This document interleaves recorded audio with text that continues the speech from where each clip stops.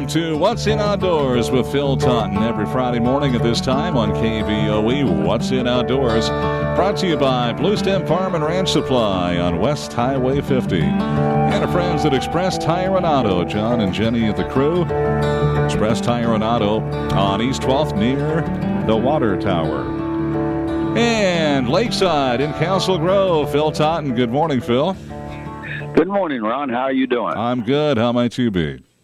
I'm just wondering, is this winter weather ever going to end? I know. A couple weeks in a row now we said talked about winter heading into your program. But it's going to be done here before the weekend's out, Phil.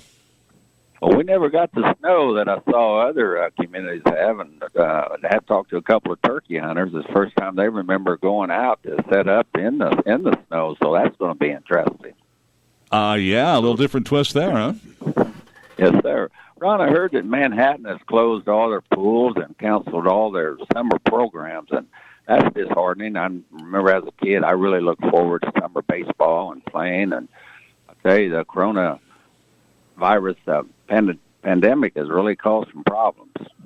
Well, yeah, and you just heard Symphony in the Flint Hills is a no-go this year, Phil. Yes, I did. I was going to miss that. I missed it last year, and I have been looking for the wildflowers. It looked like as much moisture we've had, it was going to be a promising year. But, of course, we got to stay safe and do what we can to get over this pandemic. But, Ron, you know, with all these summer programs being closed and living on the lake, especially last Saturday, I know more families and more people are getting interested in fishing, and they are going to be finding other hobbies in the outdoors. So, Ron, I've asked Travis Burch to be our guest this morning, and Travis is the youth director of Kansas Bass Nation. This is just an exciting program. More and more schools are looking to fishing to offer to the kids. So, Travis, welcome to the show. Thanks for having me. I appreciate what you do. Just what does it take to develop a high school fishing team, Travis? Well, I mean, it depends on if the school has a program. So if the high school or junior high program is not in existence, they would need to reach out to me. And there's two ways that we can set up a club. We can set it up through the school, which is when the school's fully supportive and, does the insurance coverage and all that stuff. Or we can do what they call a community club, which is what a lot of districts have had their kids do, and that just takes two anglers and a boat sponsor, and we set them up at a community club, and then Bassmaster has their insurance coverage for the community clubs. I tell you, the Tate Herman family is quite a story, and of course, I've done some programs with Nicholas and Kyle as early as I think about 9 or 10 was when I met them, and they have really accomplished a lot of things in your circuit, haven't they? Yeah. Speaking of which, they've won the first two state qualifiers. Our third and fourth qualifier are temporarily on hold due to the corona, but both the Herman kids have won both of the first two events. The first one was at Melbourne back in September, and then they scratched out a win at Lacine as well in October. So, well, Tate's wife's quite a fisherman too. I just enjoy being with them, and they've helped me with the Topeka Outdoor Show and also some programs that we had at Sutherland. Now, how did you get Parker Steele hooked up with Austin, and they went down there and won that FLW tournament? That was actually an interesting chain of events. I had been asked to be a boater coach for one of the clubs out of Baser Linwood, Colton Hutchison and Owen Blackburn. And so when that all kind of came down, I had reserved a resort for 4 or 5 different families to go down and for us to all stay in the same community. Well, one of my best friends is Brandon Ackerson from Oklahoma.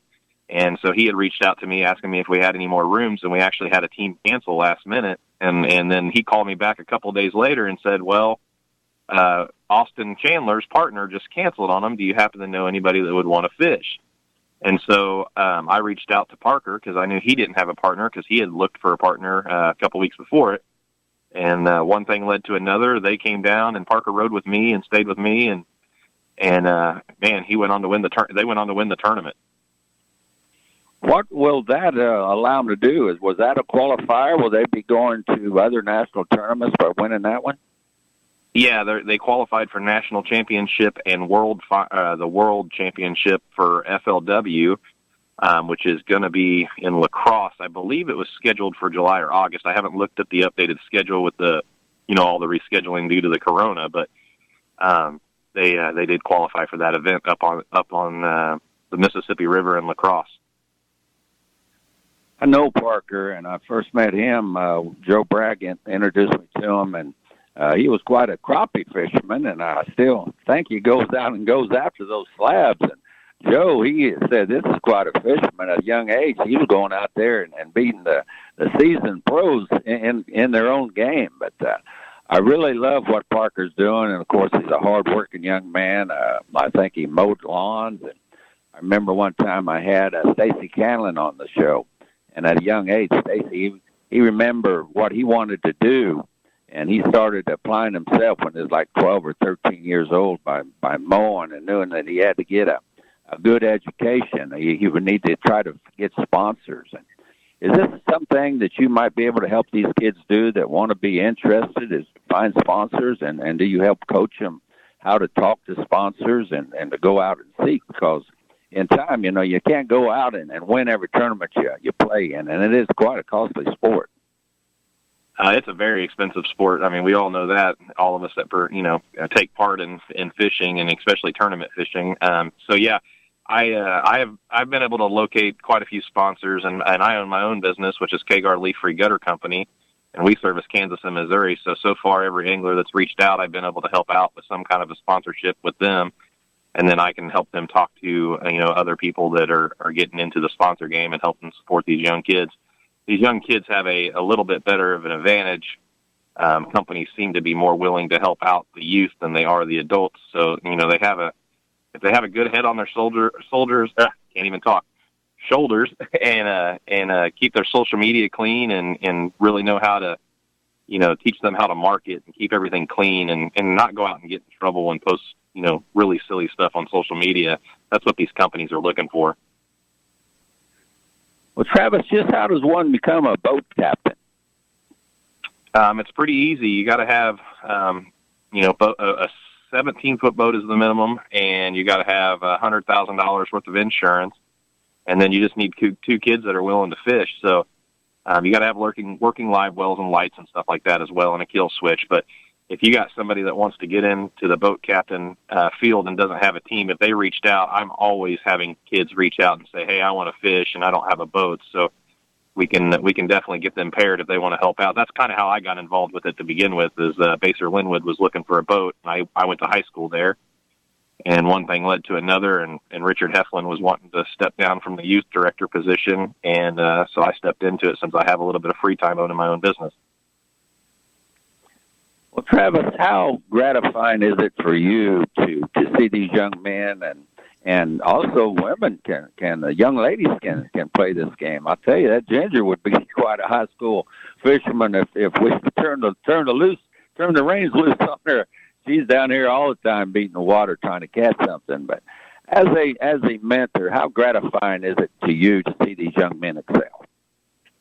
It's awesome because I helped launch the Baser Linwood team with Abraham Stillers there, which was the shop teacher, and a lot of the kids were very, very, very new to fishing. They especially tournament fishing. They were basically pond fishermen and occasionally went out with their parents on a big lake to crappie fish or whatnot. But it's huge to see their success. Like the Herman kids, they're having constant success and they have a great mentor in their dad.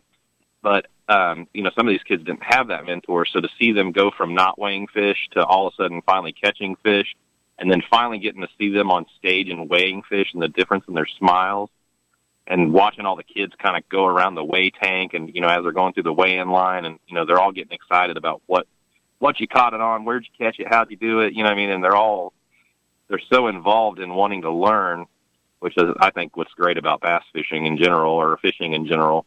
Is these kids just want to keep learning, and it keeps them out of trouble.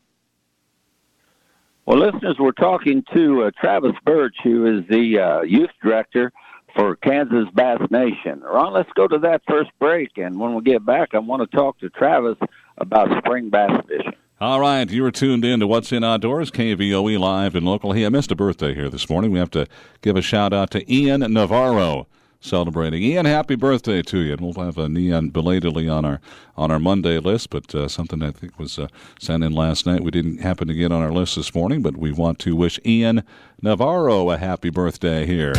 Now that spring is here, it's time to think outside. It's time to think Polaris. Let Express Tire get you outside on your own Polaris Ranger. Enjoy the beauty and let life's stress melt away. Take advantage of the Ag Advantage 10% discount through April. Financing is available with approved credit. And Express Tire offers quality service after the sale. Visit ExpressTirePolaris.com or stop by Express Tire, 806 East 12th Avenue next to the Water Tower. If your project list grew through the winter, Blue Stem Farm and Ranch has the tools you'll need to work your way through it. Find great spring savings on tools from Milwaukee, Black & Decker, and Craftsman right now during the Blue Stem Spring Sale through April 18th. Pick up a DeWalt 20-volt drill driver kit for under $100 and grab a 12-volt portable air compressor for just $39.99. These deals and more at Blue Stem Farm and Ranch Supply, West Highway 50 in Emporia. KVOE, we are live and we are local. We're happy that you're with us on this Friday morning, 17th of April, cloudy, 34 degrees. You're tuned in to What's in Outdoors with Phil Taunton. Phil from Lakeside, Cabin Lakeside in Council Grove here. Phil? Well, Travis, other than me liking to go out and catch fish, I love to talk with people that are catching fish. And last Saturday, it was warm. It was so exciting down here. I was working up at the marina, and families was coming in and buying bait right and left, and some of them several times. What really caught my eye was the kids that marveled at catching crappie that was up next to the shore. And I was just wondering about what bass are doing right now, and how has your spring bass fishing been?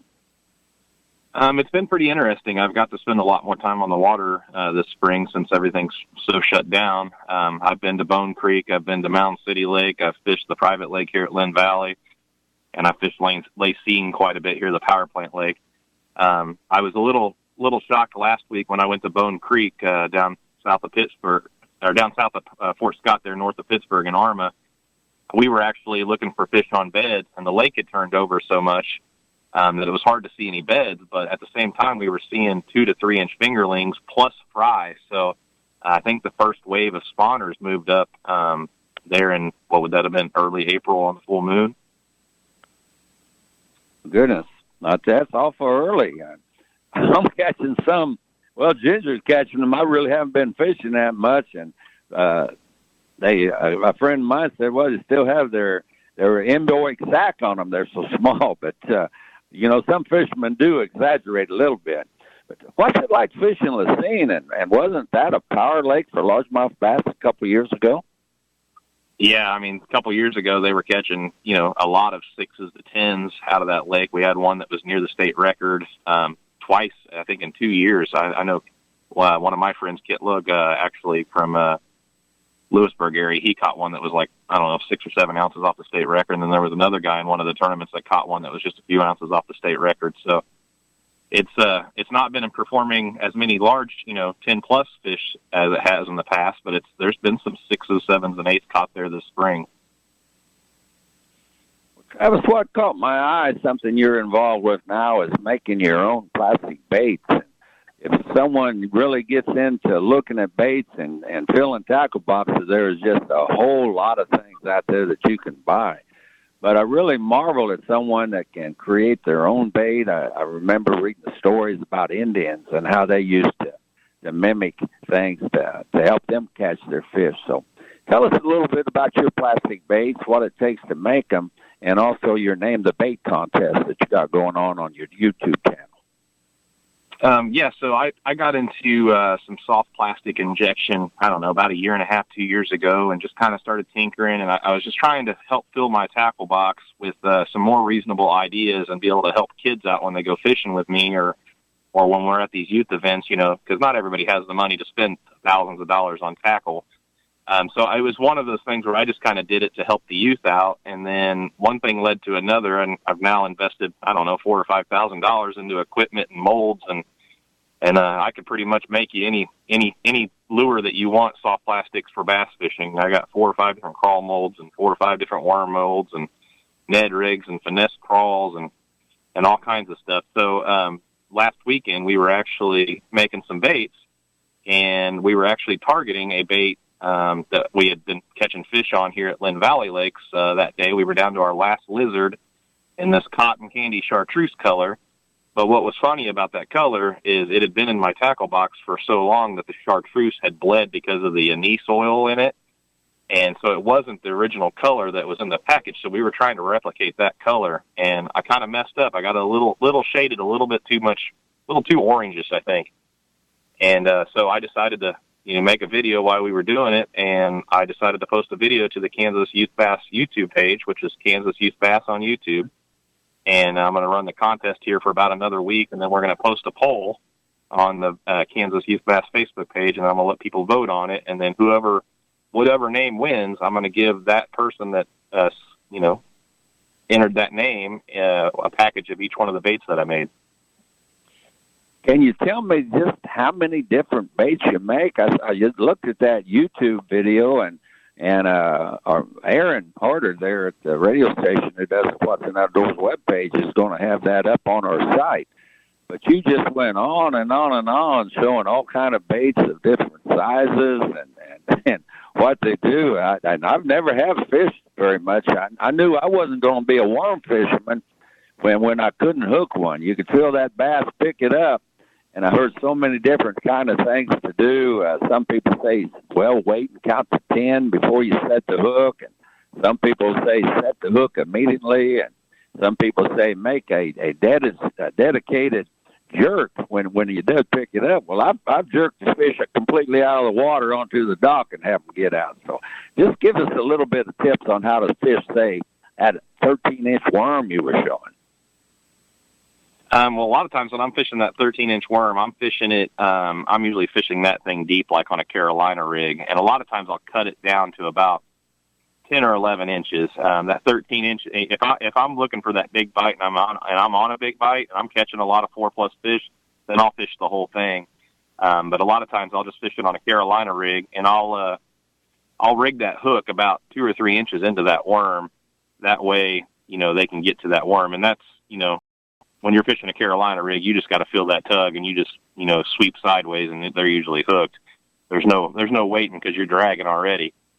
But yes, sir. It's a little bit different. When you're fishing on a bed, you watch them pick up that worm. You got to make sure it's in their lips, because a lot of times they'll just bite the end of it and move it off their bed. Well, Travis, fishing the spawn, just how important is it that we practice catch and release? It's huge. I mean, I caught 2 off of a bed last weekend at Bone Creek, and one of them was in the middle of laying eggs. And it was more of I didn't really want to bother her because I wasn't fishing a tournament, but I wanted to make sure that I could catch her. So my brother-in-law was on the back of the boat, and he threw in about a 4 or 5 inch finesse, worm on a shaky head, and it picked up the end of that worm and moved it off. And I said, you know what, I bet if I threw in there, we can get her to do the same thing with a Ned rig. So I threw in a Zoom TRD Ned rig in there, and she picked it right up. And as soon as she did, I set the hook, brought her in, looked at her, weighed her, measured her, and put her right back on her bed, and she went right back up there and started laying eggs again. Oh, that's cool. That's cool. Well, in closing, Travis, we have talked about a new event that you're getting involved with, and I don't even think the ink's been dried on what you're going to do with that. But is there anything you can tell us about your celebrity event and also that barbecue contest that's going with it? Well, there's going to be a huge country concert coming to town. I can't really get into the lake details and where it's going to be and who's coming. In years past, there's been some really big names, so they haven't announced all the bands yet, so I really don't even know anything. But the band members reached out. It's kind of going to be their end of summer, early fall type, like wrap-up farewell event.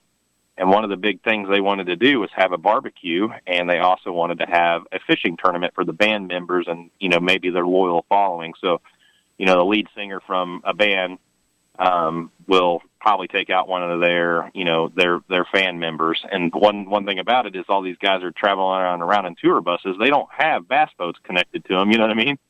So yes, sir. they reached out to the guy that's putting on the barbecue committee, and he happens to be a real good friend of mine. And he said, "Hey, man, I know you do the youth stuff. Is there any way you could help us out?" And so he told me the date's going to be Thursday, October 1st, and as the ink gets all settled up with all the bands are going to announce it to their fan clubs first. And then once they announce it to their fan clubs and who gets to go in whatever kind of contest they go, then I'll be able to announce it. And then I'm looking for 20 to 30 boaters to help me out with that because they don't have boats. You know, they're not dragging boats. They're dragging trailers full of, musician equipment. Well, this sounds really exciting, Travis. I really want to thank you for being on the What's in Outdoors show, and let's stay in touch. I appreciate you guys having me, and let me know if you ever need me back on. Sure will.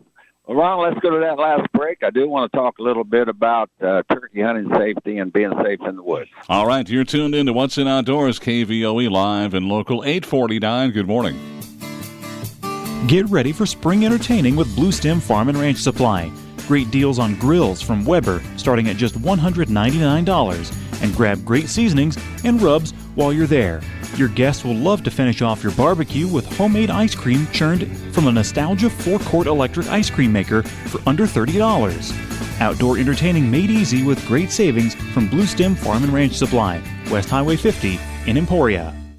Now that spring is here, it's time to think outside. It's time to think Polaris. Let Express Tire get you outside on your own Polaris Ranger. Enjoy the beauty and let life's stress melt away. Take advantage of the Ag Advantage 10% discount through April. Financing is available with approved credit. And Express Tire offers quality service after the sale. Visit ExpressTirePolaris.com or stop by Express Tire, 806 East 12th Avenue next to the Water Tower.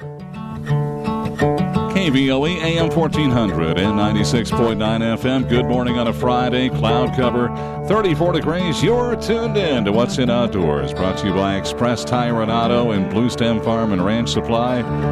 Phil Taunton, Lakeside, Porch Cabin. What's in Outdoors? Phil? Well, Ron, turkey season is going on now, and I remember my first turkey hunt. I was set up out in the woods. A friend of mine told me where to go, and I never had been out there before. And when the sun started coming up, the gobblers started sounding in the trees, I developed what I called nature's concerto, just hearing all the birds. And I mentioned it before, just how exciting it is being in the woods. But we do need to talk about a little bit about safety. And, of course, we hope that people will get a hunter's ed class when they can. There is a lot of safety tips on YouTube videos and the different organizations that put out tips. I see mainly the main thing is when you're turkey hunting, you don't want to wear any red, white, or blue or black because these are the colors of the turkey. Now, turkey hunters, they don't need to wear the blaze orange like we talk about when we're hunting deer. Upland game bird hunters don't either. But I do suggest when you're going in the woods and coming out of the woods that you wear that blaze orange because other people might be in there. And it's just so deceptive sometimes with people calling, and you never do want to stalk a wild turkey. Roger F. Wells and I was doing a hunter's ed class one time out at Camp Alexander, and I was set up behind a set of decoys. And when Roger came, I started sounding like ducks. And so the kids came in, they came to me, and I talked a little bit about making a set for waterfowl and a little bit about calling. And I said, what you don't want to do is to really go quack, quack, quack, quack, quack real loud, because I said that's really, in the duck language, that is a warning and others might leave. And our next scenario, though, was when I really blasted on that duck call. A friend of mine sitting up on the hill, he started calling like a turkey. And I said, well, listen to that. I said, let's go stalk it. And one little fella there, he was all, no, wow, this is a setup. That's not a real turkey. I said, well, what would it be? I said, you see all of the instructors.